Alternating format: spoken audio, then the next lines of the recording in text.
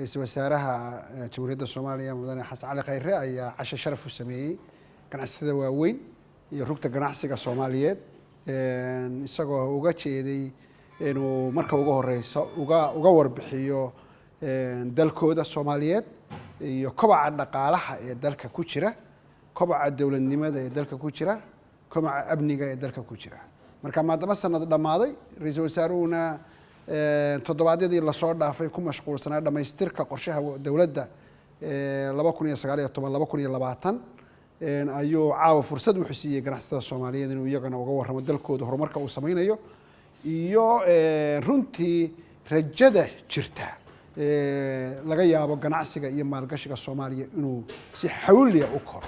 marka si kambaniyada Soomaaliyeed ugu diyaar garoobaan horumarka dhaqaale ee imaan doona aaminaada dalalka adduunku ay aamini doonaan Soomaaliya dawladnimadeedii inay xoogeysatay isla markaana ay maalgashi u imaan doonaan dalka ayuu warbixin ka siiyay ra'iisul wasaaruhu.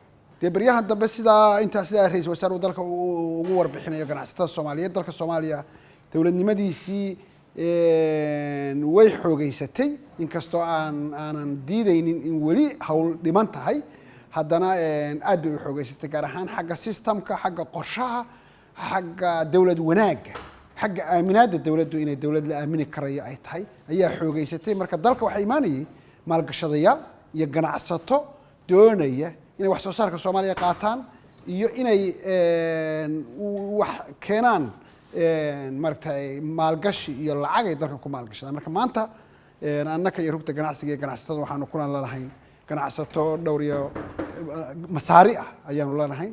wiil ka hor waxaa dhammaaday ganacsato ka timid dalka Finland oo ilaa 30 kambaniyo waaweyn ay ahayd. waqti ka horna saas oo kale dawladda Talyaaniga ayaa ganacsato ka timid baanu u qabanay maragtay business forum Soomaalida iyo ganacsatada Talyaaniga, ganacsatada Finland, ganacsatada masaarida. marka dalku dal furan weeye hadda oo dhaqaalihiisu korayo marka oo maalgashadayaal imaanaya.